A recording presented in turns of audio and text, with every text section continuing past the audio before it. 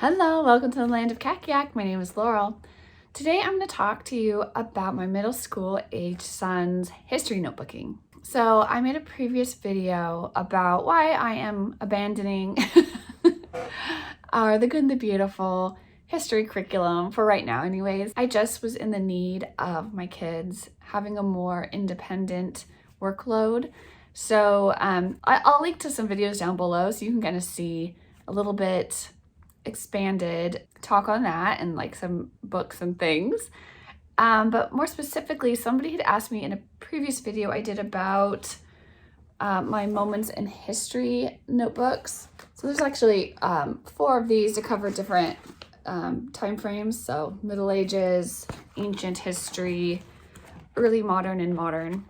And so there's basically just like a book of centuries in there, and some like blank notebooking pages they could fill out, and just like little mini timelines. And this is what I was planning on using, but for my sons to do their history notebooking in. But then I created something else that we've been using instead, and it's the everything notebooks, which I've talked about before. And I'll try to see if I have any other videos on them if you want to see like more things about them. But the everything notebook, I did give a reading journal page. The blank one just looks like this.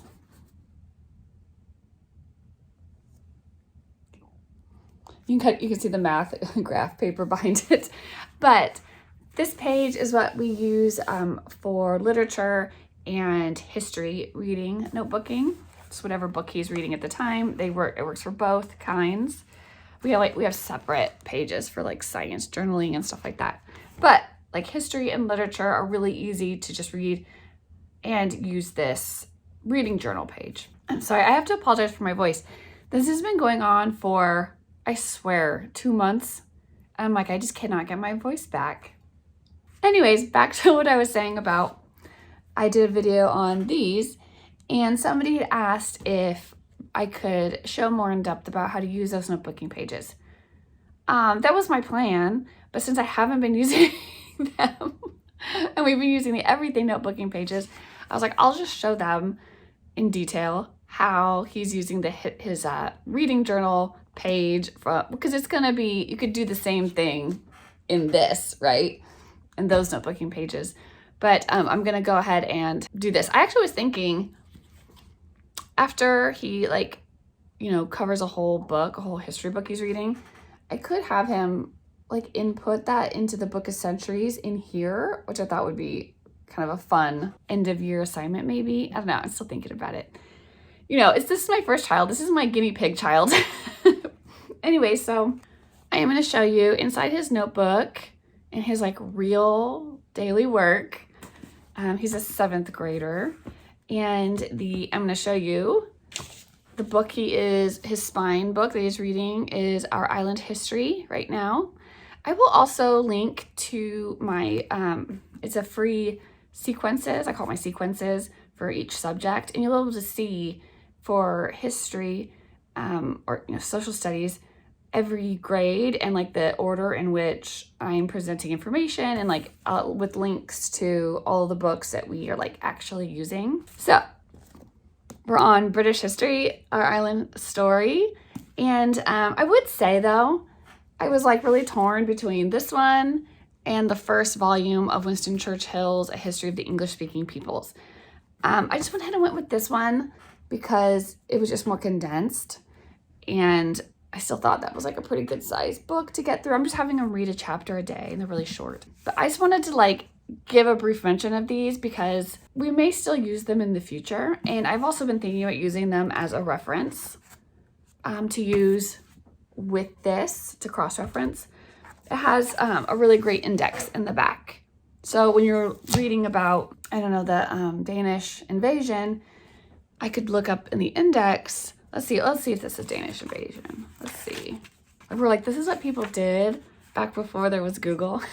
We looked in the indexes of books and we had to try to guess what terms they would use.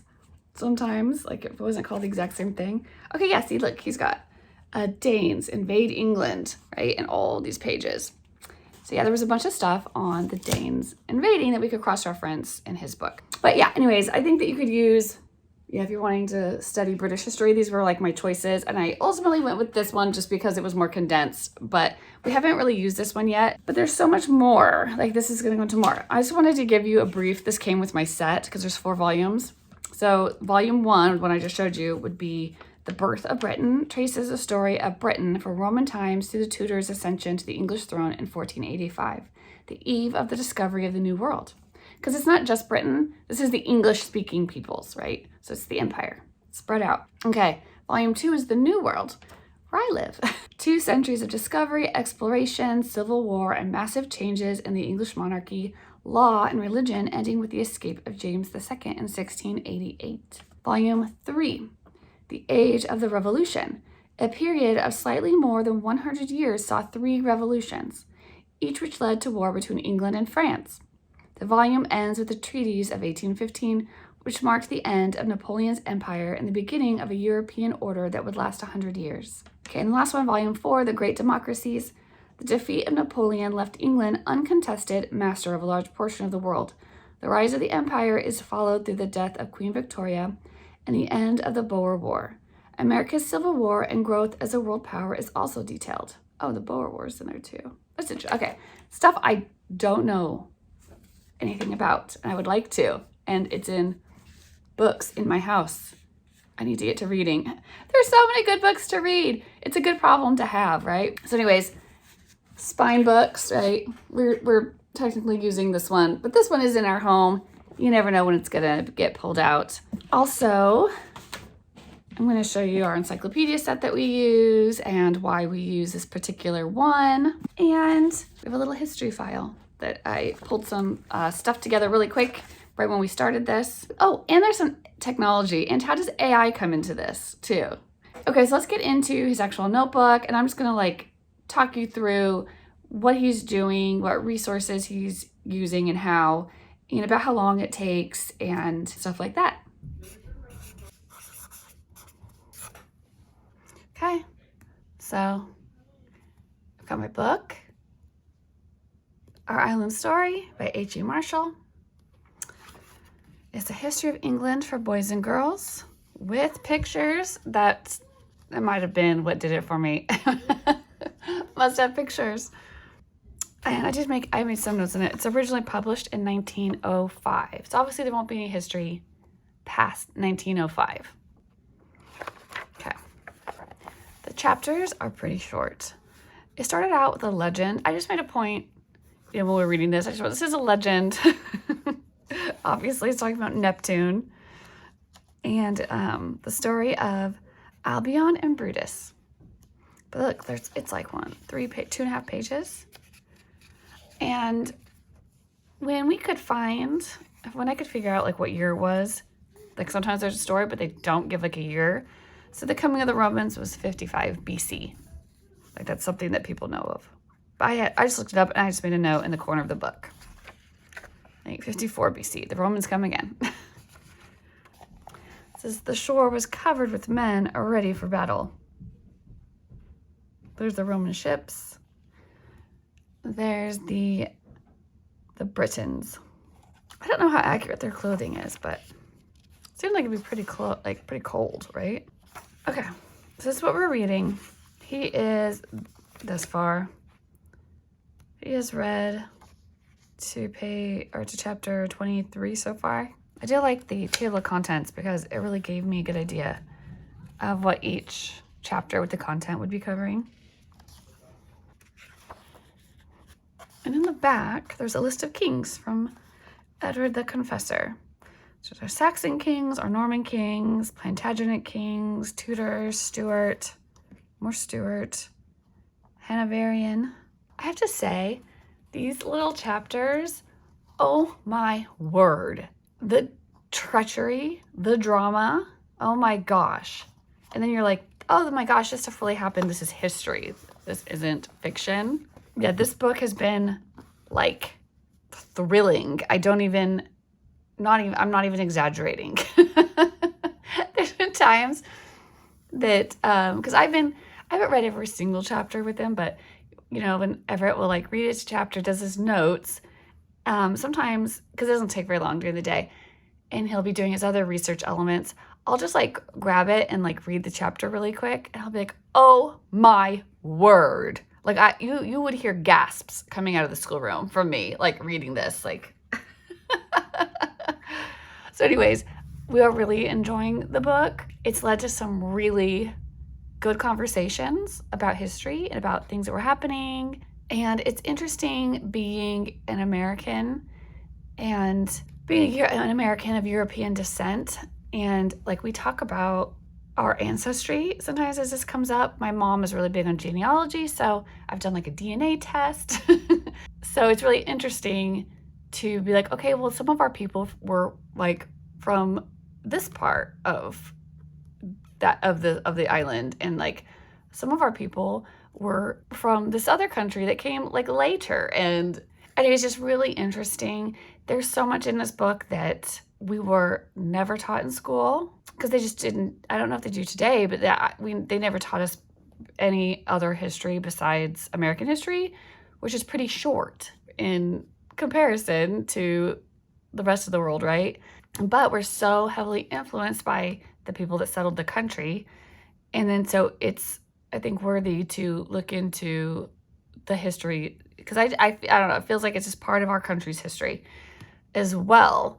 It's just interesting to see how the world is kind of like a big mixing pot, like people are just churning around and trading and conquering and rebelling and like cooperating and converting, and it's just really interesting. So I felt like I learned, I know it was technically British history, but I felt like it was American history too. And it gave us a better sense of where we were, where we are, how we got here and why we do things the way that we do things and stuff. And it also has been a fun bridge to my parents. So my son will call my mom almost every day. He loves doing this course so much that I had to put it at the end of the day, the very last thing, so that he would, otherwise he will just get lost in it. He could do this all day. And he calls my mom and he reads the chapter to her. Like I have to make him do the assignment first because they'll like talk about stuff forever. But he calls my mom and he'll read the chapter to her because they're so short. And because this, I believe this is in the public domain. So she's like looked up an online version of this and she reads along while he reads to her. And they discuss stuff and she's over there like Googling stuff. And they start sending like texts back and forth of like pictures of things that they find. It's so cute. So it's just been a really neat thing. And then, my dad was a history teacher. That's how he started out in life before he became a home builder. But so sometimes he'll be in the background. And anyways, it's just created this lovely like bridge between the generations. I mean, my parents are amazing grandparents, and they've always had they've really fostered a very close and loving relationship with my boys. I'm very thankful for. It's nice to have like a subject to talk about versus just, what are you doing? Oh, okay, what are you doing? And not everything being so like talking about yourself all the time. So it's interesting to have a subject matter that everyone is interested in to talk about. So I will say that this book has really provided that for our family.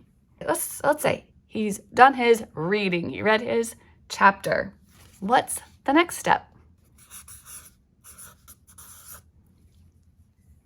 Okay, let's see those notes. Where did he get these notes? Okay, they're in his everything notebook. I'll link to this below. He designed his own cover. He's so cute. But again, I'll show you the blank pages. Again, they'd look like this, right? Got a date, book title, pages read, or we're putting chapter, the genre of the book you're reading, because we can use these for either literature or social study / history reading. Here's the places we take notes, and you'll see how we're using it here, but I thought some kids may want to draw here. But we're trying to implement the Cornell style of note-taking. I will link to a resource if you want some like pre-made like Cornell method style note pages. You can make your own notebooks or whatever. But you can do that make any lined paper basically into Cornell notes. I'll show you.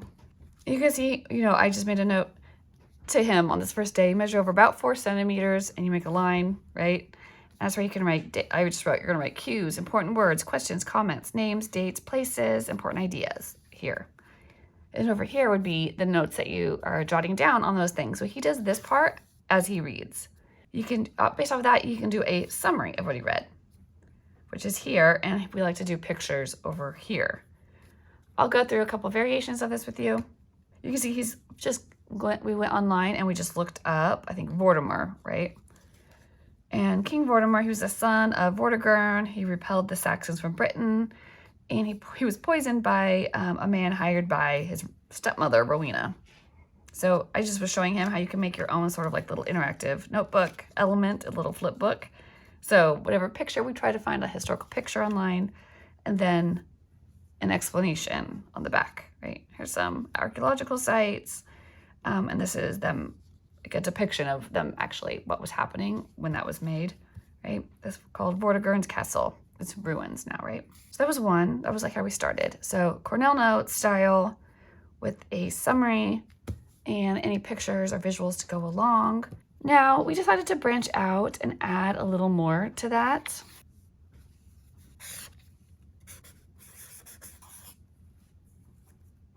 Okay, let's talk about cross-referencing. What are some things that you could cross-reference with? I don't want him to be on the internet a whole ton. So the first thing I did was I actually pulled up some resources for him real quick, printed them out. I mean, this took me like no time at all, but I found websites I trusted that gave me some timelines, some British timelines. So this one was the timeline of Roman Britain. I like it gave some pictures too. I think it says this was from Historic UK. I'll try to find these links and put them in the description box if I can find them. And then another one is by the same guy, the timeline of events from AD 700 to 2012. So this is like all pretty current. And so I like the timeline that they made. Yeah, so this has been really helpful because it has the years or approximate years. And sometimes our island story, even though it's so fun to read and well written, it does not always have dates in it, like exact dates. So I wanted something here because we want to be able to, like, this is history class after all, right? So the timeline is cross-reference number 1. The second cross-reference is the good old encyclopedia. Okay, so this is a Funk and Wagnalls. I just bought this set off of eBay. I was going by the guidelines of the Robinson curriculum to try to only get encyclopedias before the 1960s, before they got all, PC. And we just want the facts. And so Funk and Wagnalls Standard Reference Encyclopedia. And this has actually been really helpful. We actually use these a lot with, we used these a lot when we did our famous scientist, unit, study. I think we did it was it all of 5th grade, basically. He did that. I'll see, I'll link to my, if I can find that science video where you should see me using these, or I don't know if I showed, but we did. We used these to look at the famous scientists or their experiments and inventions in the encyclopedias as well. And it was really helpful. I like this one. It does have pictures in it. I mean, it's not in color, but yeah, this is really, I think I only paid like $65 or something. I don't know, for my set, and it's in pretty good condition. And when he reads a chapter, he tries to find related subjects in the encyclopedia, and if we can find them, we just take a photocopy. I'll show you. So here's a page where he did that. They were talking about Arthur, like the Arthurian legends and stuff. So we looked up who Arthur was, and it was in the encyclopedia. So we printed it out, he read it, and put it in here with his summary and his pictures. Here's another one he found. This was on Alfred the Great. And so I do encourage him to, highlight what he thought was important. For cross-reference, if you had any history textbook or something, you could use that to cross-reference with. But I just think that encyclopedias, that's what they're known for. That's why they were a reliable source of information, is they've already cross-referenced their work to put together these articles so that they're accurate. So I just go for the encyclopedia. Okay, so he's done his reading. He's taken notes. He has cross-referenced with the encyclopedia and the timeline that I gave him. I mean, he could cross-reference with something like this, right? Too, if he wanted to. For the sake of time, I'd feel comfortable with the timeline and the encyclopedia personally. And then the last thing that we do is our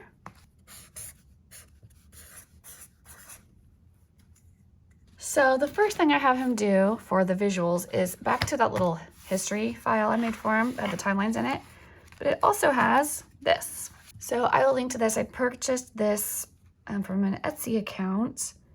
I'm thinking, if I remember right, they may have designed this around like the CC history stuff, but history is history. And I want to say it was like $7 or $8 for the PDF.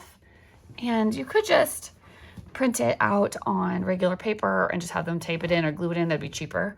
But I bought some of those labels. They have it formatted so it prints out on these Avery labels. So it makes it really easy just to peel them off and stick them into your book.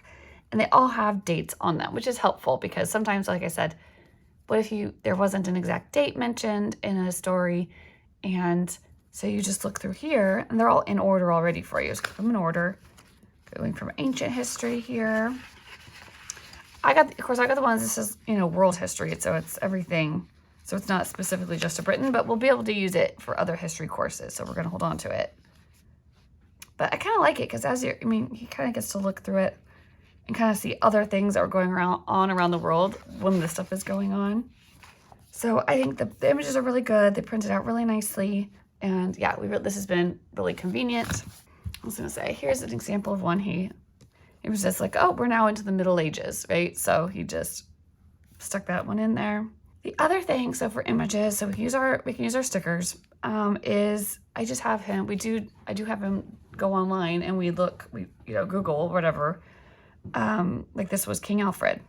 And we do just print and put in the historical images. I wanted him to see historical, like how people were depicted in art and things at the time. So there was a statue erected of him. There's a painting. Oh, this is pretty. He kind of got into looking at books, and because Alfred was known for translating books from like Latin into English so people could read them. But he got into this talk about this like lettering and stuff. So he found a pretty picture of, I forget what that's called. He said Old English fonts, usually at the beginning of a paragraph. Right, and here's another example of how their beautiful old fonts were. He calls that Old English writing, and then he just found some pictures of some old books that he thought was cool. But anyways, so we actually look for historical depictions of the subject matter, and then something he started doing totally on his own is he started making his own AI images. So this is one he made.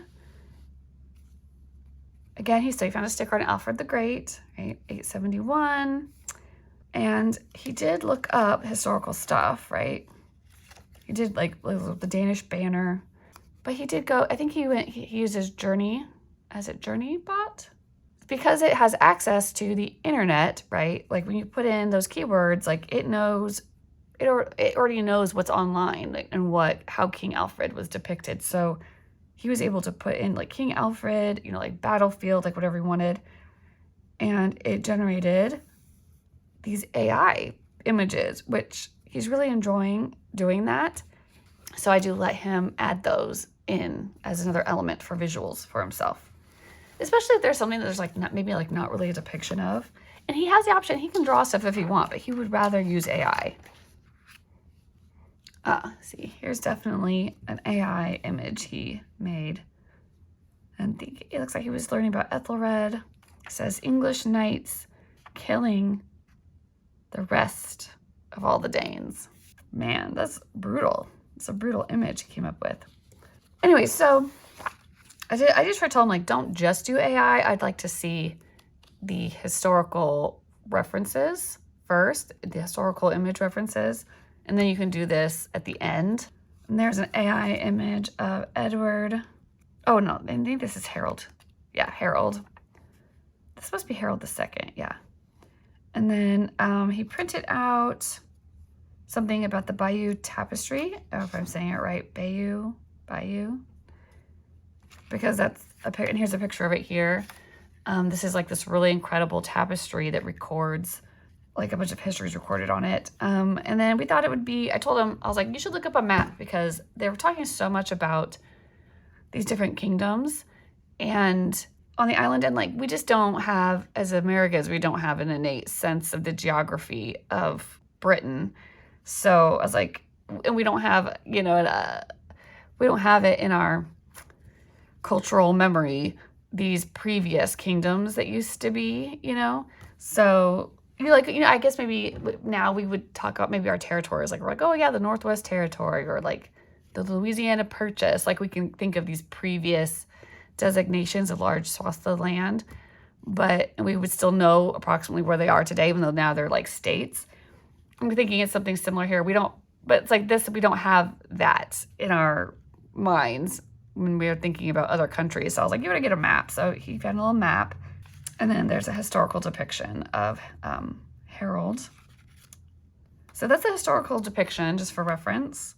And then here's the AI. So you can tell the AI is referencing. I mean, it doesn't look far off, does it? But it's more realistic looking, which I think is why he likes it. Okay, let's recap. So we have, gotta pick a spine book. Number 2, you gotta take notes, right? However you wanna do that. We are doing our everything notebook, and we're taking them in the Cornell, we're using the Cornell method. Number 3, we are cross-referencing. We use, first and foremost, the encyclopedia. We use a history timeline I found. Okay, number 4, visuals. So we use actually the timeline stickers, historical images, right? Look for those online, and AI, which I believe is JourneyBot. Okay, well this video is getting kind of long. So if you want to see how he makes his images, if you want like a little tutorial on the AI section of this, leave me a comment, just say like AI, and I'll make that video for you. I'll probably have to ask him to help me. Just so you can see maybe how long it like actually takes a 12-year-old to do this stuff. He really likes it. He usually makes like several images and then picks the one that he likes the best. Okay, get notebooking.